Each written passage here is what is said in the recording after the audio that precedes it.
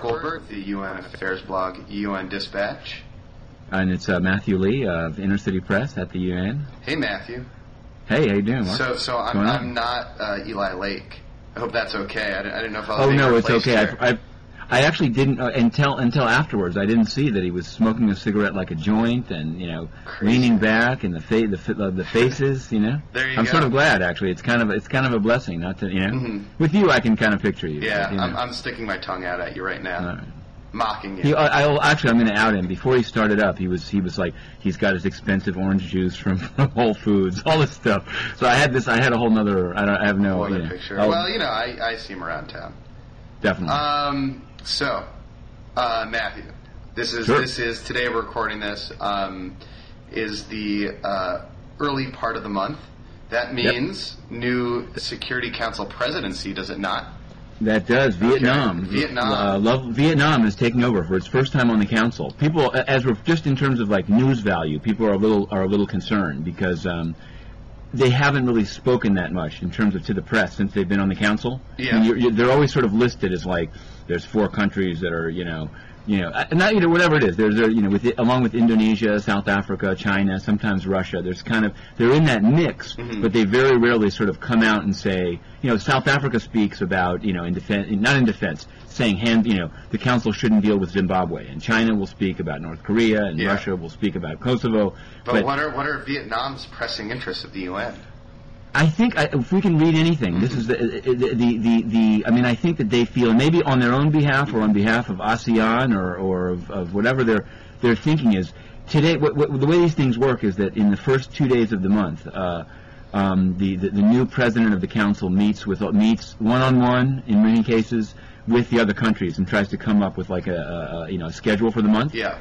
The big at least as highlighted by the U.S. and the U.K. There may be some other things floating under the surface, but the sort of contentious items that Vietnam didn't really have on the schedule and that countries pushed to get on were both Zimbabwe, which is kind of a no-brainer, and Myanmar, which shouldn't be more of a stretch in some's view, but in fact is more of a stretch.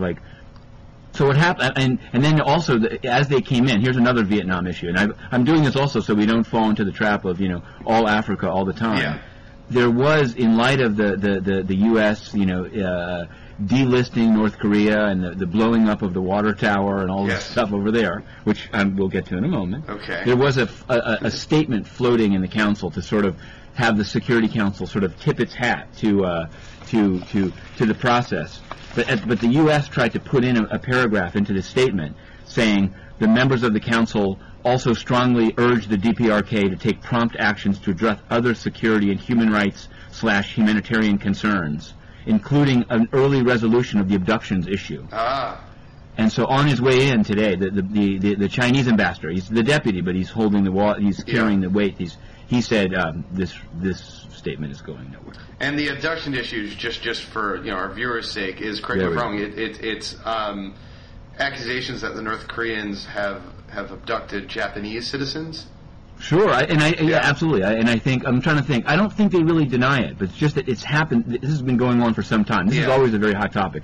The North Koreans are actually Vietnam, at least today, they held a press conference, so we can talk about that. Yes. North Korea is very hard to talk to over here. Maybe think now post water tower things will be different, but they're very hard to get in touch with. But when they do appear, usually a swarm. And a swarm of Japanese media accost them and say, but what about the abductees? Yeah. It's obviously, it's a sad issue. It's a very hot topic. Yeah. I use the word swarm because the North Korean ambassador's he's referred to the whole Japanese press corps as insect media or reptile media. Right. It gets very, very, very graphic over here. So, well, they think for themselves as opposed to being dictated by state media. Right. No, but I will say they do move in a pack. There are a few hot-button issues. As reporters are wont to do. No, they do, but I'm going to say more, and I know many of them and like them. They're number one. The UN, for whatever reason, has put all Japanese media into a single room of the press corps. Okay. Like I'll just for the viewers. This is my office, but it's not only my office. I have 2 office mates. I have a guy from a South Korean newspaper, another guy. But so most people here, the big ones have their own place. Some people have a desk with some other people with a desk. They put all the Japanese into one room. which in a way makes sense, but in another way makes it very hard for them to like work on their own stories. Like you'll always like furtively like they'll go out by the elevator on the cell phone, and they're very collegial, but at the same time it's true. These are like putatively competing. Yeah, they're competitors as well, I suppose. Yeah. Yeah. So no, they absolutely are. So anyway, I mean that's the least. I actually, Mark, I want to put myself in your hands here because I'm very much in the trees. We had like a briefing by the Iranian foreign minister, and then this projection of the month, and then Williamson of the U.S. talking about Sudan. So I'm just, lead me where you will. Well, let's go down the list. What did this Iranian foreign minister have to say? Well, he can't. They're always very. He's very kind of formal and gracious, and thank you, and thanks be to God that we're here, and they apologize for not having dealt with all the press yesterday, but I mean, I think most people would say that he came, technically formally to the UN to take part in this economic and social council debate about development. Yeah. But it's because of the status of the sort of the offer by the 5+1 on nuclear issues of Iran. In a way, what most people were looking for him to say was to somehow say that they're considering this package of incentives to sort of take the heat off, and also to respond to growing reports of either Israel hitting them or them, Now, correct me if I'm wrong, but did I not read at some point this week that Europe is sort of in light of Security Council sanctions sort of going nowhere?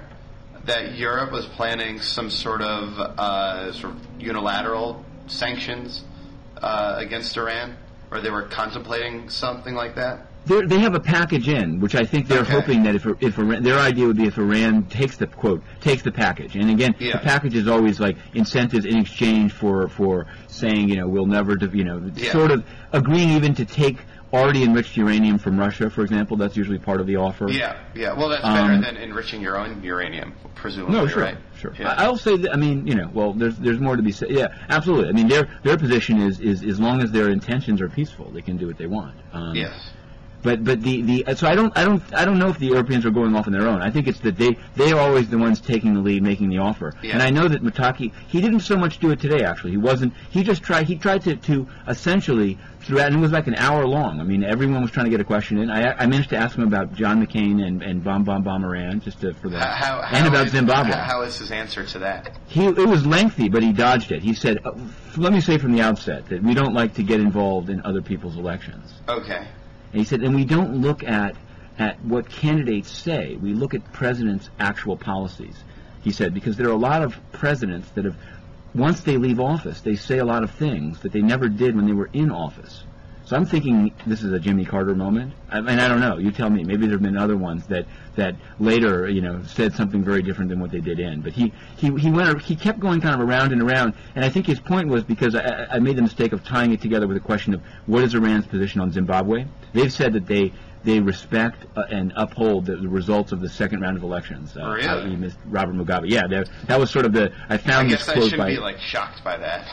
You shouldn't be shocked. Yeah. No, and there are other countries on Earth, but I thought it made for a news squib to sort of throw it up there. And he said the world would be better off if people didn't get involved in other countries' elections and left it up to them. Yeah. Which is sort of, so then that's why he didn't directly engage the McCain situation. But I think people were definitely he was asked outright, if Israel struck you, what would you do? And again, he didn't respond directly, but he talked about their long history as a country and that I think the main, and maybe people have seen this, and this will get us. Maybe we can even lock horns on this issue. Okay. There's in the current New Yorker, right? There's Seymour Hersh has. Based on his always, inimitable sourcing, right. Quoted a slew of administration and non-administration sources that the Bush administration has been funding opposition and even terrorist groups inside and next to Iran to destabilize the government. Now, I haven't read this article, but I feel like I've read it because I've read so much blog commentary on it. But sure. I personally haven't sat down and read this yet. But nonetheless, I feel like I can speak authoritatively on the subject, on the article. No, sure. Well, go for the gusto. Yes. I mean, I think it's again as especially like it is like it's like any like. I'm not saying he has a great style, but it's always sort of like you do sometimes have a deja vu. But this is a different one, and it's very detailed, and he names specific groups and quotes and says up to $400 million was authorized. So Mutaki was asked about this, so this was good. And okay, and sorry, who is that? That's the foreign minister. Oh, I'm sorry, that's the foreign minister. Okay. Yeah, over here people were like Mutaki. Everyone was like they sniffed the cameras. It was actually a big news. It was people are always it's news because it has the potential to go nuclear. But rather than say, he didn't say like I embrace Cy Hersh or I have proof of these facts. Mm-hmm. He said that it's the first world is extremely has a double standard, because if you're going to condemn terrorism, you have to condemn terrorism everywhere. And it is true that, like, I mean, as he was talking, I was doing some additional research. There's a group called Jundala. There's another one called Mujahideen al-Khalq. These are groups that are many of them. The second one is already on the U.S.'s terrorism list. Mm-hmm. But according to Seymour Hersh, we're now funding that group because they are opposed to and fighting the government of Iran. This one Jundala is on record recently as taking hostage Iranian police, shooting 2 of them. Mm-hmm. They take. I mean, these are definitely like they're, well, in some cases they're sort of like the Taliban. I mean, they're Sunni extremists fighting a Shiite government, right? Mm-hmm. In this case, at least in Iran, that's what the fight is. But they're somehow, so some of them are based in the Baluchistan and the Baluchis, and it's very. It's if what Seymour Hersh is reporting is true, I don't know. Maybe we have viewers that would say that's you have to get in bed with the devil to fight the devil, but it's pretty bad to be funding terrorists. Right. Wouldn't you say? I mean, I don't know. Maybe we can't lock horns. No, sorry. I don't think you'll see me disagreeing with that. Sure. But they're doing it. I mean, they're doing it. Yeah. And so it's sort of, the question is, how much does the U.S. undermine itself, right? Yeah. No, I mean, it's true. It's interesting, though, what he says about sort of waiting for the sort of actions, speaking louder than words, for what the next president should do. Mm-hmm. Because this seems to be a nice transition. Okay. For another topic you broached, which was the sort of meeting with Williamson, who is President Bush's sort of envoy for Darfur issues. Sure. Was at the UN recently. He came to. Well, go on. He's been here a couple times. I was going to sort of serve that up to you. Please. Yeah. No. I mean, not even serving it, but I know he was here before. He came in June as part of a sort of they call it area style, but anyway, a high-profile meeting to sort of show how concerned about Darfur. I'm not sure really what was accomplished. That was the Mia Farrow, John Prendergast meeting. But today he came back actually with much, and it wasn't really announced. In fact, just for the sake of it, I mean, he was coming because June ended, which will become clear. But literally, like the press portion of it, we came out of some briefing, and suddenly the U.S. spokespeople are sitting around in the half-light by the stakeout. So you sort of wonder, like, what's going on? And they're like, oh, Williamson is here. Are there any reporters around? And as it turned out, there were a total of 3. Yes. But he spoke, and basically with a very kind of earnest look on his face, he said, I was here in March. As the U.S., we committed $100 million to train African troops to be deployed in Darfur. We asked that by the end of June, 3,600 additional troops be deployed, and this hasn't happened, and it's unacceptable. Only 600 have been deployed, and although we can blame, he always says this now, he says we can blame the government of Sudan, but we also have to blame the UN.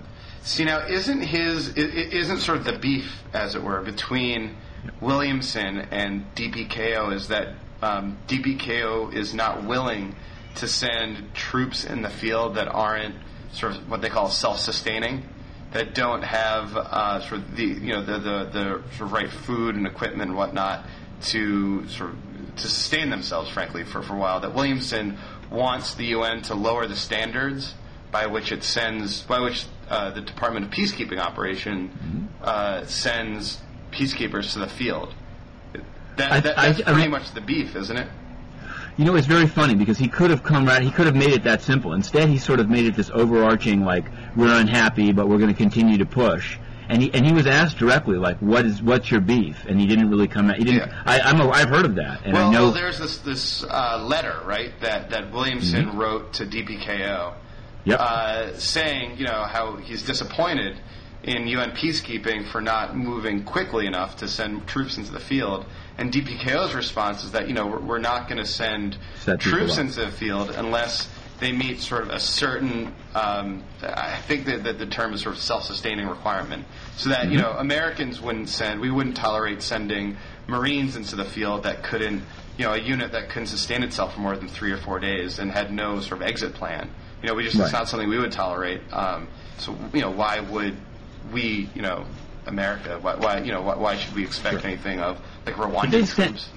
Right. I mean, the UN has sent some ragtag teams out into the field. Having been recently in the DRC, I will say that there's some ragtag groups out there. But no, I think that's the funny thing is he praised the new head of Department of Field Support, this woman Susanna Malcora, and said, she seems like a very get things done and flexible and pragmatic person. So we're hopeful that in 3 months, we won't have to still have a heavy heart. But I asked him about this Lockheed Martin contract actually, and he wasn't. He didn't say. He did, and he didn't think it was. He didn't think it was off base because it obviously is it's when you're talking about the deployment in Darfur and the camps. These are the guys running it. Yeah. And he went out of his way to say, it's not for us to pitch particular companies, but, if they don't get an extension, it could, cause even further setbacks. And he claims that this is a quote, he raised it at the highest levels of the Sudanese government, and so did Ms. Malcora. Okay. Which is interesting because, at least, the UN has in writing denied to me that Ms. Malcora raised it. So I think, which is, again, I don't want to say, who knows? Who would know better what she raised? But there's definitely, and I think, it's not, again, he's here, he's only, it's for a fleeting moment, there's other reporters. So you can't sort of say, why didn't you think of this in advance? Because it was entirely foreseeable. A year ago, when internally they went down the route of giving on a no-bid basis the contract to Lockheed Martin, that this would be a problem. Yeah. And although we said there may always be other problems, this is such an obvious and glaring problem that it sort of boggles the mind that this far into it they'd be saying, give us another extension at the highest levels. Mm-hmm. But they are, and so he actually, I was surprised. I had heard from the UN side that they've resigned themselves to the fact that a new contractor must be announced by mid-July. He said we're trying to work something out, and we'll say something by mid-July. So I don't know. Watch the space. We'll stay tuned. Stay tuned. Stay tuned. And he was asked by the reporter from Al Arabiya asked him about the International Criminal Court indictments. Yeah. And whether he thinks, because I think July 13th maybe, right around, that's maybe the weekend actually. It's right around the All-Star game there. So I get things, it all gets a little blurry. Baseball All-Star game. Yes. But the ICC prosecutor has pretty much telegraphed that he's going to be announcing further indictments of the Sudanese government.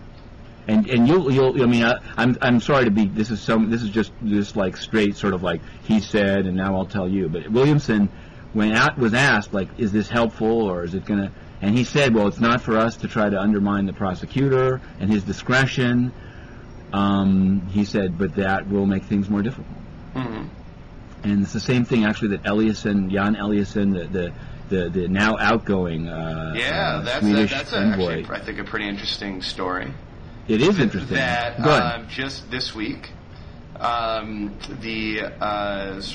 Jan Eliasson and Salim, respectively, the United Nations chief Darfur negotiator and the African Union's chief Darfur negotiator, essentially have given up their posts and handed it off to a single person, who is a foreign minister of Burkina Faso. Burkina Faso, that's right. From a sort of, what's his position? No, he's the foreign minister of Burkina Faso. The foreign minister of Burkina Faso. He helped solve or at least on an interim basis, the problems in Ivory Coast. Burkina Faso is on the move. Okay. Well, what I find interesting about this is that finally, Finally, there's going to be sort of a single person speaking for both UNAMID, speaking for both the UN and the AU. That they're instead of having sort of two separate entities and individuals trying to work towards the same goal, but sometimes they work, at cross purposes. It seems that this, it almost speaks to one of the structural deficiencies of UNAMID as a whole, which is the fact that it has to answer to two institutions. Officially, the UN is a single command and control and is sort of leading the sort of work.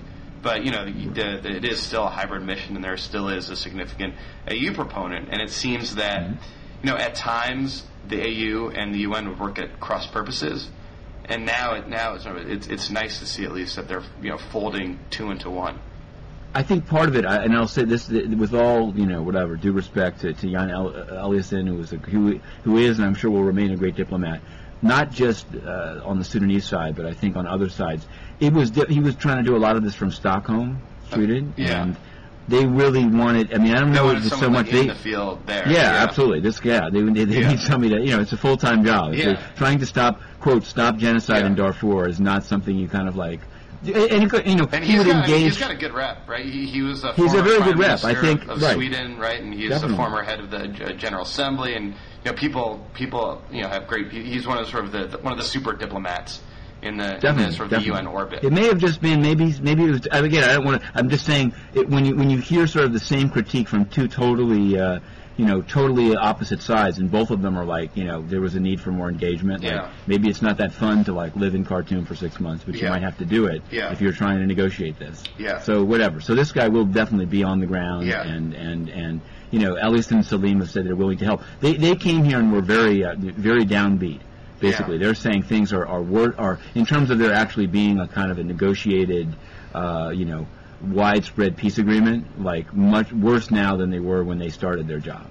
They said they don't see hardly any hope on the horizon. And interestingly, at least I found it interesting, they went out of their way to say that both Salim and Eliasson said there's no solution of Darfur without solving an overarching Chad-Sudan problem. That's what they're saying. It's sort of blowing up to be a regional crisis. And the funny thing is that not funny, but there's a story today that in this African Union meeting in Egypt in Sharm el Sheikh that the president of Chad, Deby, he's quoted as saying there's no reason for him to meet with Omar al-Bashir because Bashir never keeps his agreements, and he refuses to meet with the Chadian rebels because he views them as receiving funding from Sudan. So in a way, I'm actually hoping this afternoon to try to get some response to that, because I know for a fact that if and it wouldn't surprise me if he said it, if the president of Sudan said, I'll never meet with the president of Chad, and I refuse to talk to the Darfur rebels because some of them are funded by Chad, there would be a huge outcry about he's not helping the process, this is why it won't be solved. And so, given that, the experts have said both sides have to engage, Chad and Sudan, if Chad says, screw it, we're not going to engage, who then says what? You know what I mean? Yeah. Well, like you said last time, I think it's incumbent on Chad's most important sort of international ally, France, to step up. Right? No, that's it, and absolutely, and actually, not to. That's the sort of that's the. In fact, I will say, and I don't know if there's a pattern to this, but in today's Sturm and Drang around in front of the Security Council chamber, all 4 of the permanent 5 made themselves available and spoke. And I didn't get into what the UK ambassador came out to specifically talk about Zimbabwe and sort of say, we got it on the agenda, sort of implying that Vietnam, hopefully this isn't getting too circular here, but that the president of the council for the month of July hadn't had it on the list, but the UK pushed, and I think it's sort of. I think sometimes what you have here is ambassadors really playing for domestic politics. Oh yeah. No, and they don't really. It's not. Sometimes they'd be playing for a UN audience, but this is very much for domestic consumption, and you can see it by them saying I won't start talking until BBC is here or whatever it is. But this was very much sort of we want. The people of Britain to see that we are using our seat on the Security Council to hold Robert Mugabe to task. So speaking of which, the United States has a resolution on the table, correct? It is. It's not on the table, but it's in everyone's hands. Okay. Let's put it that way. Okay. And it involves sanctions against Mugabe and others. Okay. And it seems, to be honest with you, it has. I'll say it. Maybe I stand to be corrected. It has no chance of passage. Right. Zero. That's because of opposition from China and South Africa. Pretty much, and I think the Russian ambassador on his way in today said, well, there's a process involved through SADC and in the region, and so we don't like sanctions generally, and we should defer to the regional process. Now, there was actually an editorial in this week's Washington Post on Wednesday this week that said essentially that it highlighted sort of what it considered a failure of the African Union Summit to condemn Zimbabwe, and then they said there's this hope that this U.S. draft circulating might pass, and if it doesn't, then then it just sort of shows that the UN is useless, and shame on the UN. Again, these and maybe this will be like a good argument we might have, but it seems to me that sort of if, as you say, this resolution doesn't pass, it seems to me it would be more a failure of more a diplomatic failure on the part of the government that wrote this report, that wrote this resolution, that's pushing this resolution. Again, it's one of those things where if Zimbabwe was really that much of a priority, then we would make a stronger stand with China, say, or with South Africa. Instead, it still is one of these second-tier kind of issues, so we're not really ready to put our money where our mouth is and make this an issue.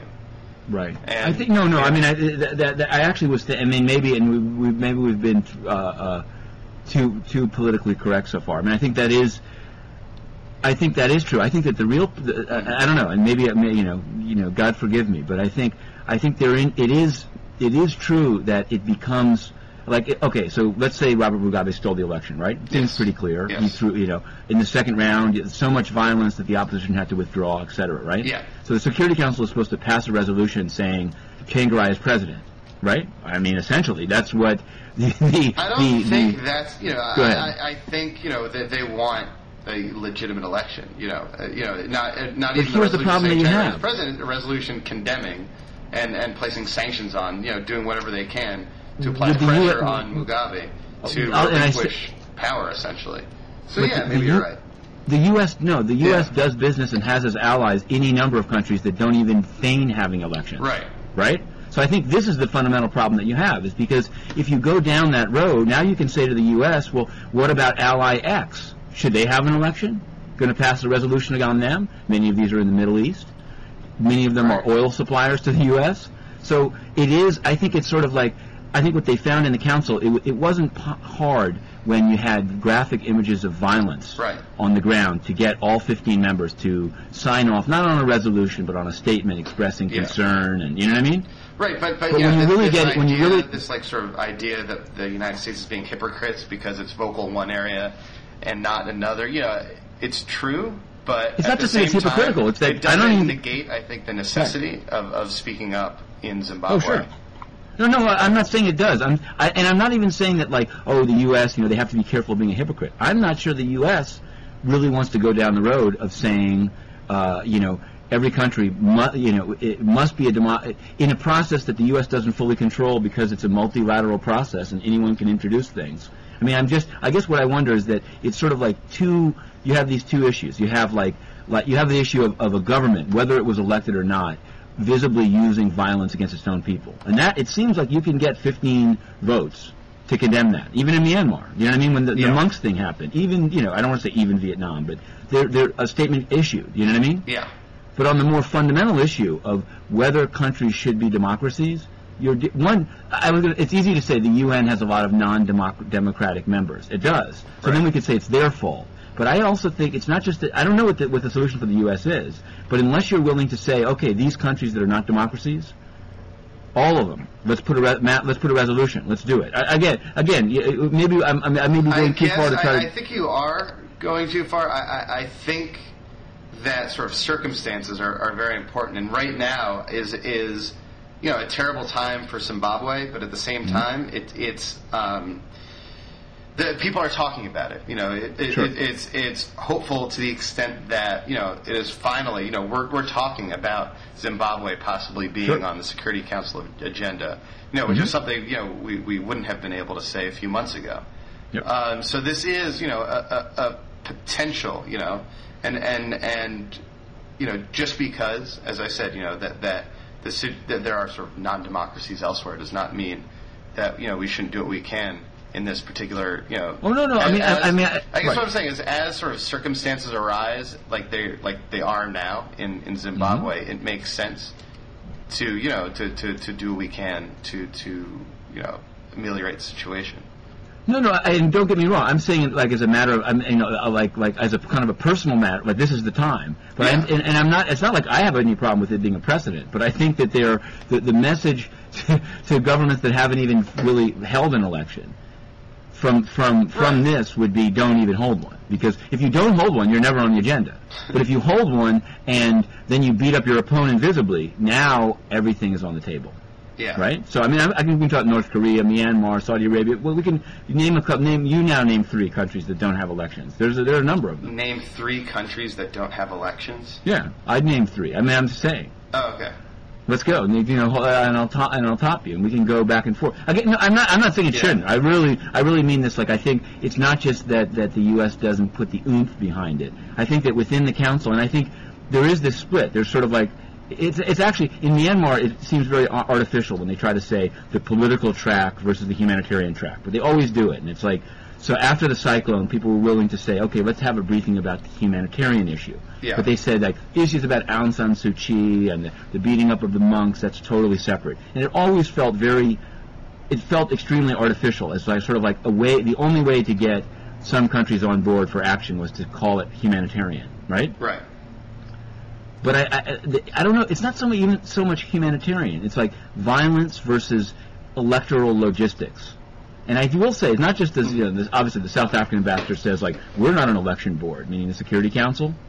I think it's 2 different issues. It's not. I know where I stand. They should have free and fair elections, and that the second round was illegitimate, etc. But I don't know. Maybe I'm not explaining it right. I can see why, at the level of the Security Council, there's some concern going down that road. And I think if you really scratch the surface, even some of the seeming heroes here would have the same concern about other allies of theirs. So maybe they know it won't pass. I mean, not to be a cynic, but it's when you see. I'll give you an example. And this is the UK has said that Mark Malloch Brown, who's their minister for Africa and the UN, maybe Asia too. I don't know. He's not the foreign minister, but he's above the UN ambassador. He's in the mix. Okay. He's been quoted as saying, even if there were a power sharing agreement between Mugabe and Tsvangirai, the UK can't live with it unless Tsvangirai is the top dog. And I'll be honest with you, that's not going to. If you're trying to propose that the 2 sides make an agreement, that agreement is not going to happen. So it's it may be a very popular thing to say in England. Yes. But it's not a serious proposal, is it? Well, what proposals are there then? Like what? No, I don't know. You can say we're in favor of power sharing, and we're going to keep a very close eye to make sure it's not just a scam power sharing. Yeah. But for the UK to, from the outset, say unless Mr. Tsvangirai is I mean, it's like look at the way it worked out in Kenya. What if a free and fair election, is what if Tsvangirai wins outright a free and fair election? No, but this is a proposal saying either in the run up to eventually a free and fair election. What people are proposing is not. It's like a Kenya style solution, right? In Kenya, they didn't have a second round. They said too much violence. Let's just make a deal. Let's get international money, create some new jobs, and basically. I'll be cynical here. Buy off the opposition. We'll just give them a parallel government. We'll create new posts. Everyone will have a job, and we'll just put off to the future dealing with the problem. Yeah. Right. And nobody in their right mind said that Kibaki was going to be the number 2 guy. He's the president, and the challenger is the prime minister. Yeah. And he agreed to it because they both got the same number of seats, and so be it. Right. Yeah. But I think so. I mean, maybe it's not to be anti-UK. It's just that's not. For when this Mark Malloch Brown says, and because of the results in March, Tsvangirai would have to be the number 1 guy. It's just like, I mean, like, who are you talking to? I mean, I don't know. You can certainly propose it in the council too and have it voted down. You can, you know. What's interesting, you mentioned Mark Malloch Brown. Of course, he knows what might happen at the Security Council when he says that, because he is a long-time UN hand. He was sort of Kofi Annan's right-hand man for a very long time. And we can take a sudden turn, and maybe this is also in full disclosure of why maybe not I pay particular attention, but the agency that he headed, he was Kofi Annan's deputy, but before that he was at least for 2 or 3 years, the head of the UN Development Program. Yes. He was viewed as taking it into the modern era. His critics say that he brought it into a world of sort of like self-financing offices, creating sleazy projects just to meet their own budget. Like every country office had to be self-sustaining. So they designed. It's a long story, but a lot of the problems that UNDP got into is because of this model of sort of like go fund yourselves. It's almost like a rebel group that says to its to its band of fighters, everyone must be live off the land. Literally, country offices of UNDP were told you've got to support yourself. The money's not going to come out of the central budget, so you need to do programs with governments and just take a fee, and then you can use that to do good works. But you have to fund yourselves. In any event, UNDP, I don't know if you saw this, Mark, this, at the long A, I know we may have locked horns in the past about this whole North Korea, right, UNDP's program, the U.S. mission saying that there were problems, they were giving cash to Kim, right, the whistleblower. To make a long story short, the Ethics Office of the UN has recommended that UNDP now pay, back pay for violating the rights of the whistleblower. Now, this sort of contradicts the big report by the Hungarian Prime Minister. The Nemeth report, that's correct, by a panel that was selected by... Which said that the UNDP did not act inappropriately towards this whistleblower. It was not actually an employee, read it a little more closely. Contractor. You know what it says? You know what the Nemeth report says? Since he was a contractor and didn't have a right to a job going forward, he was not retaliated against. I'll have to look. See? Also, check it out. Again, this so-called scandal, and it sort of infuriates me in a way, because it was we can go into sort of the arcane sort of origins of it, but essentially, and correct me if I'm wrong, the first time I heard anything of this was on the editorial page of the Wall Street Journal, which accused the UNDP of funneling hundreds of millions of dollars to Kim Jong-il. Subsequent to that, there were a couple of investigations. There's I believe 3 investigations, right? There was an internal UN investigation. Then there was the Senate, the U.S. Senate investigated. And then there was this last Nellis investigation. And there's a 4th one. Then there's the UN Ethics Office. And the UN Ethics Office. Right. I guess there are four separate investigations. Each one of those showed that the UNDP did not not only did it not give $100 million to operate as sort of a money laundering service for North Korea, but that it didn't act terribly improper. I think I totally disagree with you, Mark. Really? I think I agree with you that the volumes of dollars. I think that even the Nemeth reports acknowledges that they have no paper trail to show where the money went. It acknowledges that some of the companies that got funded were dual use. I don't want to go. Well, not to be rabid. Wasn't there this incident where Senator Levin sort of dressed down the American UN official who? Well, sure, and I like Senator Levin. Sort of raised this. Right, but I hate to say it. I like Senator Levin. I have a lot of respect for him, but I view that also as a partisan issue. And I say it. I've historically would probably like Levin a lot more than his counterparties. But I think it's naive to think that even the U.S. didn't stand behind the allegations when you're dealing with a U.S. bi-party system, right? Where I agree that many of these allegations became viewed. Speaking, was not the initial allegation exaggerated? I think the volume of money was, and the reason that I'll say on this, we never went. It's not the amount. The question is it legitimate to hand? And this is, I want to flip it on you because I know that this angers you. What I find interesting in this is that the same people that are sort of like, it's ridiculous that the UN gave in to the U.S. and pulled out of North Korea, and they should get back in there, are the same people that are saying screw Robert Mugabe. And what I want to ask you is, which country is worse? I don't understand. Is your outrage right? Is it good to give money to Kim Jong-il? I don't know. Well, name. What do you mean by the same people? Let's talk about you, Mark. Okay.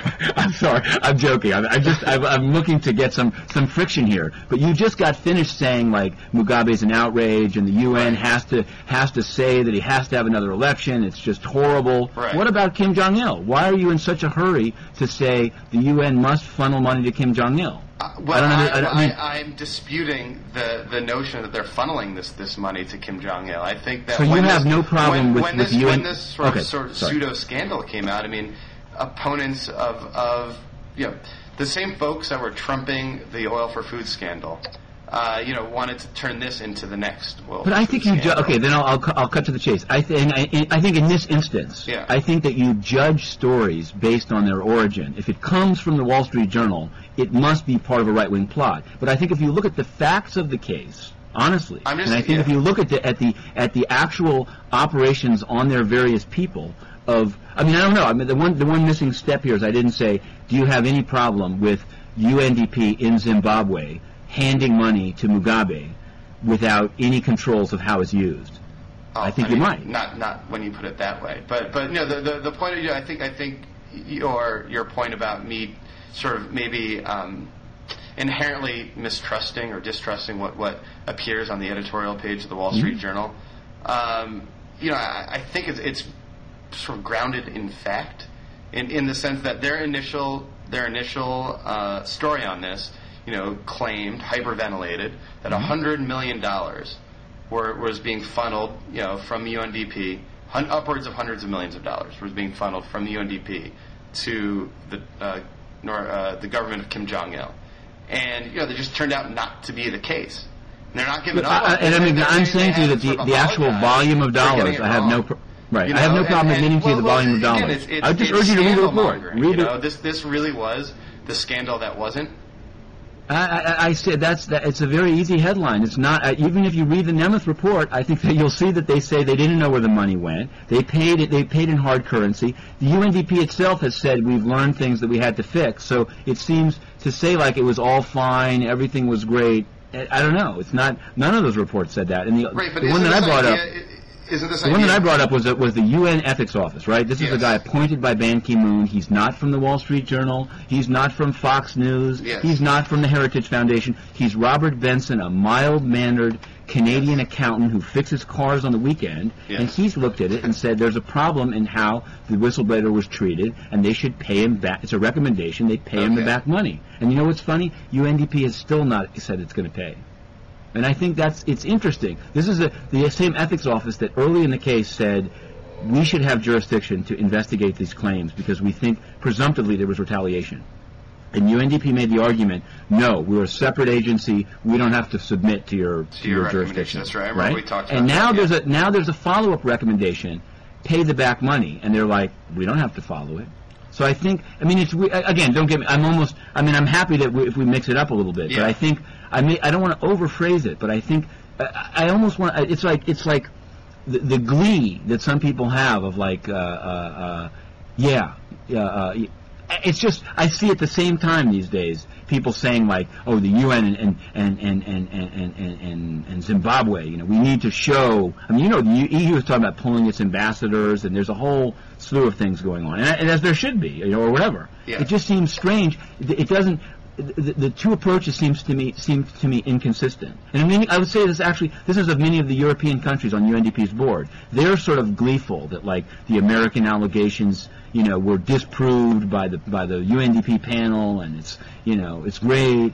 And it's kind of like these are the same countries that are like, let's pull our ambassadors out of Zimbabwe, right? And it's weird because to me, I'm not saying that it's two separate issues in North Korea. There's a human rights issue, right? Isn't sort of when it comes to sort of North Korea, you made a point earlier that it's partisan in a way. Yeah. But at the same time, within the Bush administration, there are two strands of an approach to North Korea. One was, the more hardline, the more, say, John Bolton-esque approach, right? Mm-hmm. Which was squeeze the North Koreans at every opportunity possible so they submit to our will, right?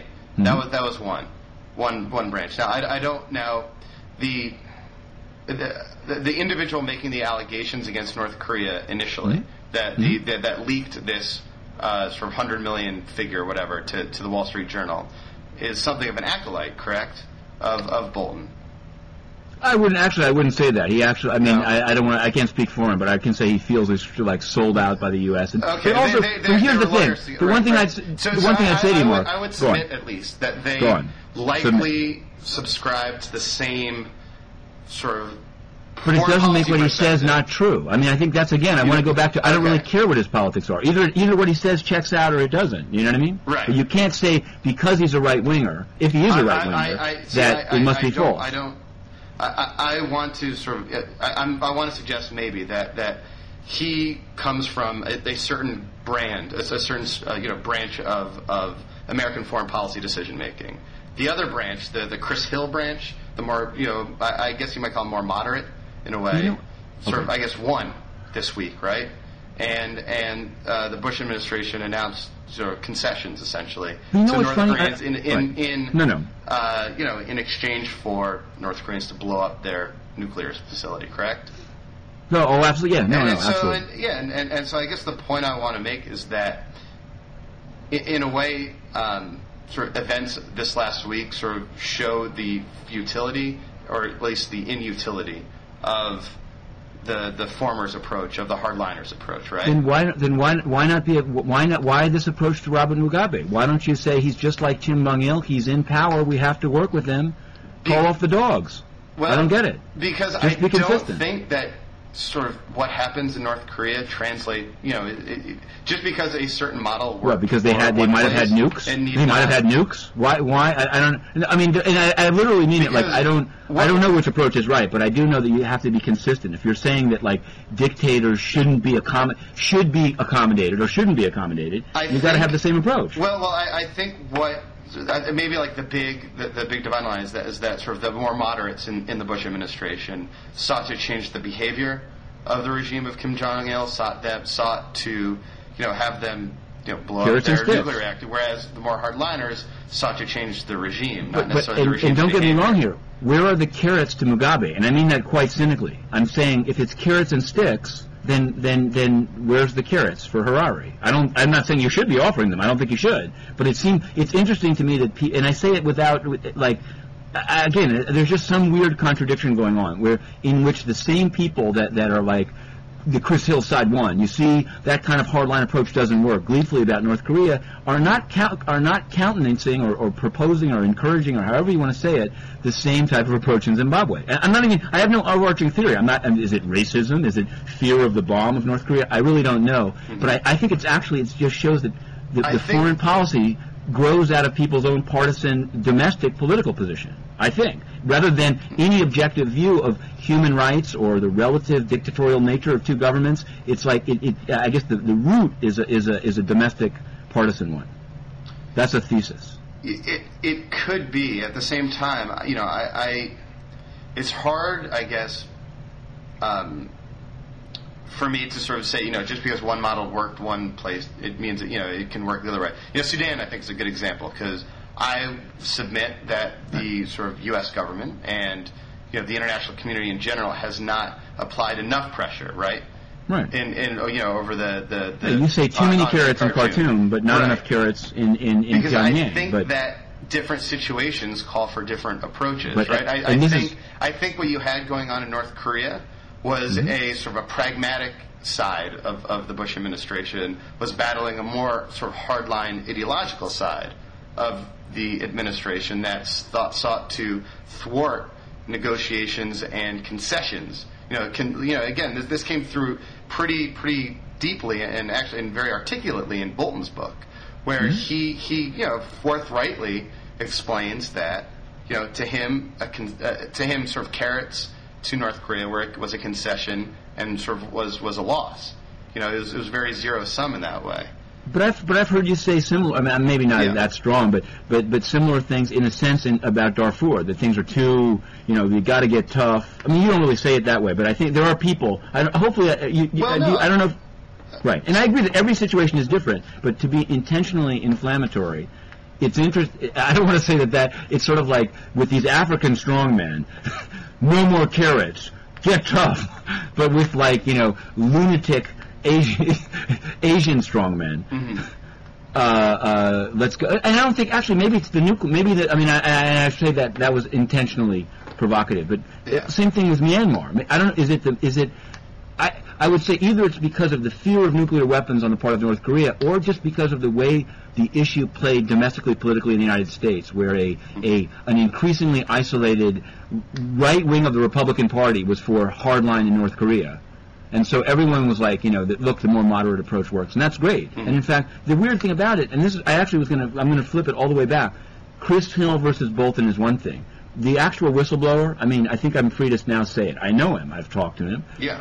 As an individual, I don't. It's interesting to me that this is almost like a thing like novelistic or for a novel. There's these big. I don't think that day to day in Pyongyang he was thinking of Bolton and Chris Hill. It's like you see things. Right, for example, right. I know a person here that works here at the UN. She's very worked up about the image of like North Korea returns people who try to flee, right?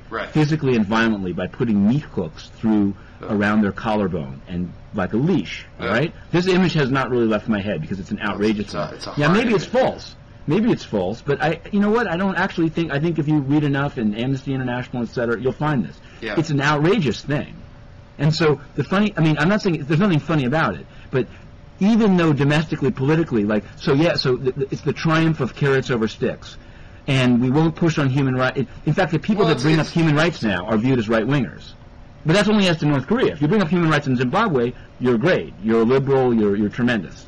See, if you look at sort of I don't think that you would consider sort of Human Rights Watch or Amnesty International to be staffed by a group of right-wingers. Yet, if you go to their website, they have authoritative reports on the state of human rights in all places all over the world. No, exactly. They go out of their way. They go out of their way to try to show their bona fides. In fact, some of them I've talked to them. It's not like a partisan point to them. It's what they do, and I think they do that.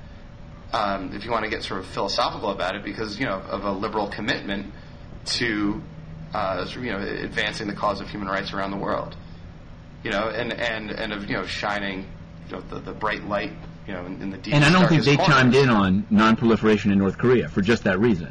See what I mean? But I don't think they chimed in one way or another. I don't think they'd say, we're for Chris Hill. You know what I mean? No, neither should they. Right. Exactly. It's not what they do. At the same time, you see. I think I'm digressing a bit, but no. on sort of blogs frequently, you see a certain sort of type of feminist writer writing frequently that you're chastising domestic, like Planned Parenthood, American organizations for not speaking out against rights abuses against women in the developing world, and that's like a favorite talking point of a certain sort of right-wing sort of cadre. Sure. Except if if you go on to these websites, you'll sure enough see lots of articles condemning the status of women in Saudi Arabia. I think that the same thing holds true. I know, and don't. I think. Hopefully, this is related because I think I know what you mean. I think number one, I have a lot of respect for both Human Rights Watch and Amnesty International, but also they're not stupid. They're smart, so they're not going to. Yeah. I've talked honestly with some of them, and they're like, "We're glad to be able to criticize this country because we're always seen as criticizing others." So they go out of their way to be seen as balanced, and that's right. to their credit. But maybe this is the hypest way to say it is like, okay, Darfur is terrible, right? There's no question. But you wouldn't, I think that, and so you'll see an enormous, they just did, I couldn't go down there, I couldn't even call in, the National Press Club, right? Mm-hmm. Joey Cheeks, the athletes, Dream for Darfur, all of this stuff, tremendous. Yeah. I don't think, there are many of these people that I don't think that they would put the same energy into the human rights of people in North Korea.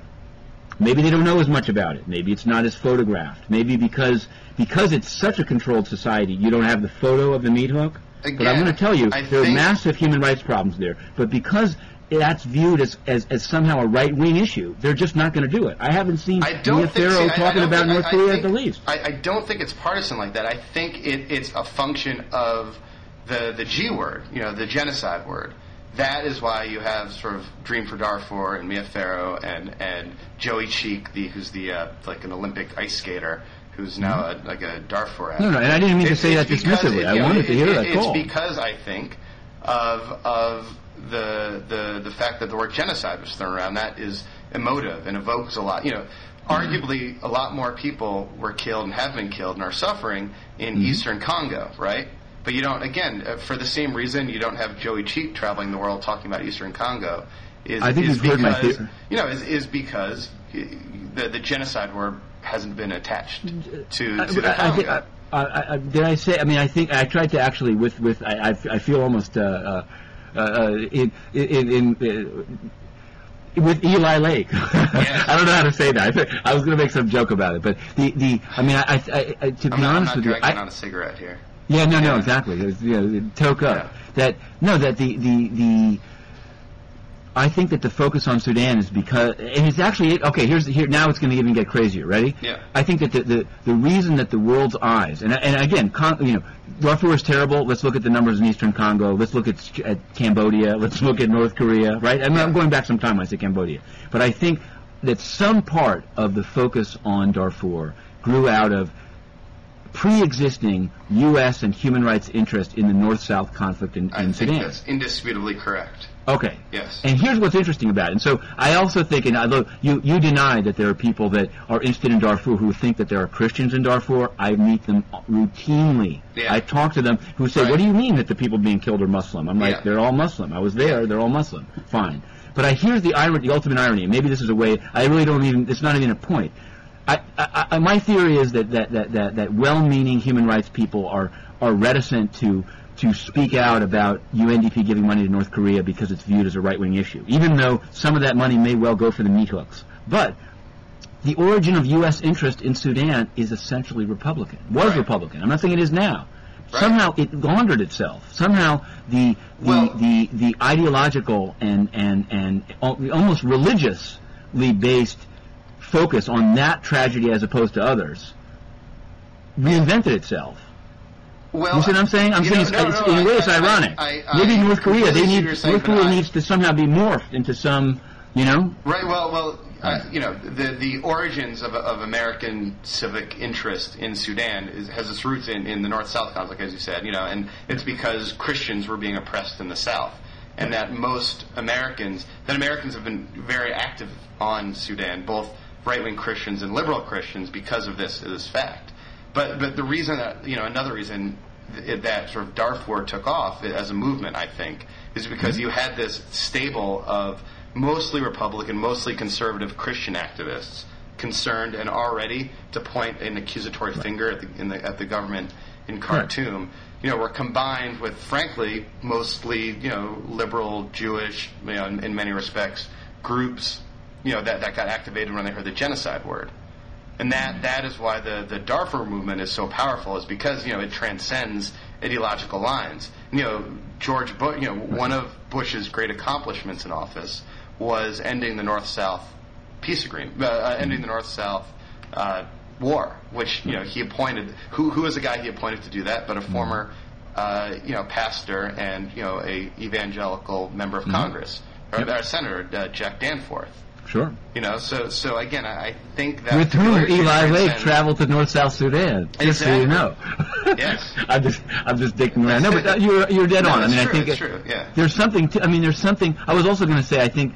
Which is, and I don't like to do this actually. I'm sorry. We've gone very far afield. I really like to stick to facts because this is now we're just like No, it's fine. We're bloviating, but I think you leave it. No, you leave a trail of sort of like. I'm sure in part of it's sort of like thinking out loud of like what's the difference between this and this? Why isn't it treated consistently? But there was one further connector here that I don't know.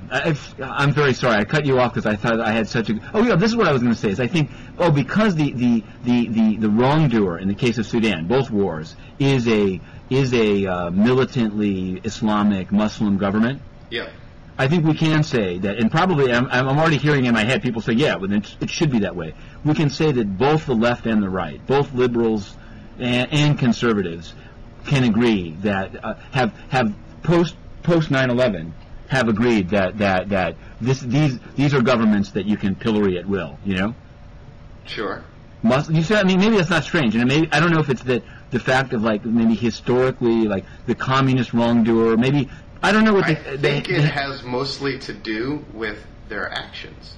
Right. It has mostly to do with the fact that they unleashed a genocide. That. So let's talk. Okay. Yeah. I thought you were saying. I was going to go further and say that these Muslim governments really cause problems beyond their borders, and that's why like when they're No, Americans would not know what would really not give 2 cents about Sudan today, or liberal Americans at least. I don't know. It's just a word, though, Mark. I don't know. I think the word got attached because of the interest. Because you could just as easily have attached it in Eastern Congo. You could attach it. But the point is, you didn't, and now we don't. But who have did it? This, as you know, who attached it? Like we don't have the Save Eastern Congo movement. The UN didn't attach it. In fact, many well-meaning people, I think, don't attach it. Bush did attach it. I think it's that said, I think it's terrible. But I think it's and actually, I was at something here when we didn't speak where the killing of several millions of people in Cambodia wasn't called a genocide. Right. Only because it wasn't done on the basis of ethnicity or race. Right. See what I mean? Right. So is that? I mean, it's really. I think this maybe is a topic for another day, but I don't. And it's kind of a hype topic, and people, certainly brighter than me have gone over it. But like, what's in a word? Because I don't know. I'll try to think through what you said about the attaching of the G word is what led to the focus on Darfur and not the Congo, or Darfur and certainly not North Korea. I don't know. Yeah. And who is it? The use by a president of the G word? Well, I mean, what happened was this: that in 2004, the spring of 2004 is when we first started hearing about these atrocities there, genocide there. The State Department sent a fact-finding team to the ground to refugee camps in Chad, and based on sort of a statistical analysis of a couple thousand interviews of refugees, they determined that the killing was genocide. And what distinguishes genocide from just mass killing is, of course, the intent to commit genocide. So that's like a legal threshold that based on sort of this report, this evidence that this State Department team gathered. They wrote. I guess it was at the time was to Pierre Richard Prosper, who was the Undersecretary. Pardon me, the Deputy Secretary of State for genocide for war crimes issues. They were working under his sort of tutelage, and they came to him with this report. They presented their evidence, and they said, we think we have credible evidence that proves both the amount of killing, meets sort of a threshold of mass killing, and that the threshold of intent has been met. And then maybe a week after that, Prosper, or maybe very, very shortly after that, Prosper talked to Colin Powell. And it was actually Colin Powell who made the decision to go before the Senate Foreign Relations Committee and say, we believe genocide is occurring based on, our study. That's how it happened. And thanks. That's. Yeah. I mean, I just wonder. I mean, it'll be interesting to explore whether the how much. I mean, I guess that's the power of the pulpit. If you put the word on it. Yeah. There are people that would say. I mean, and then I'm thinking of like Rwanda. Like, it's now widely recognized that it was a genocide. Right. But the U.S. there was very little. I mean, not just the U.S. government, but U.S. people. Nobody did anything. Yeah. Right. I mean, nobody did anything. Yeah. So maybe, in part, this is sort of an attempt to make up for that. And so, but well, it's also in right Africa. Election, second chance. And it was a big issue that, again, that at that point, like mostly Christian conservatives were paying attention to. And so, I guess the cynic might say that it was done to shore up, Bush's base, right before the election. But no, and you go back to, I mean, I don't actually believe that argument. I think. I think that sort of Colin Powell made the statement based on sort of evidence available to him. No, but you also, I mean, and without saying that it's not, you also have, I mean, a government chooses where to send that type of fact-finding. I'm thinking of like northern Uganda, right? There are people that say, and even though it's a Ugandan on Ugandan thing, it was totally ethnic, that the mass displacement of the Acholi people in northern Uganda was a form of genocide, right? Well, it was because the U.S. government was starting to feel pressure from civil society groups and religious groups, right? I mean, that was, that's why we focused on Darfur. Right. So then, maybe we go back to that. Right. No, but you're saying that the reason that those groups were concerned is because of the use of the G word, but clearly there was concern before the G word, and then so this blew out of gone. Like right. you had Nick Kristof before the U.S. affirmatively said genocide is happening. You had people like Nick Kristof saying genocide might be happening, and you had groups saying we're worried that genocide might be happening. We think genocide is happening. Right. So they felt, I think, pressure from below. Right. No, definitely. No, and thanks also for going through that. Again, normally I like to just stick to the facts, but I think this something about it, and maybe that is the sort of like the explosive comparison of North Korea, Zimbabwe, and Darfur is. So, until next time, or is there anything else you want to? I wanted to talk about leaking methane gas from a landfill under the UN, a UN TV strike, the safety report. But I guess I think I was going to make a fart joke when you said leaking methane gas, but go ahead. No. Nothing is beneath us here. But no, there is. I mean, literally, there was. Say who's full of hot air.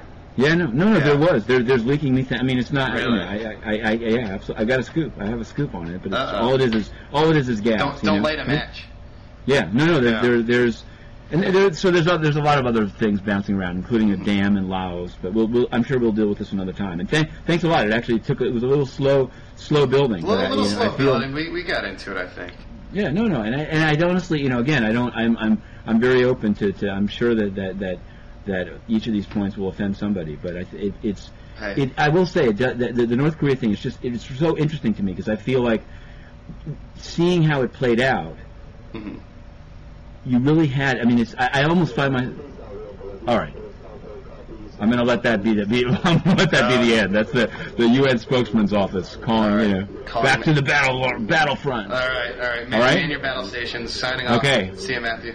Definitely. Bye.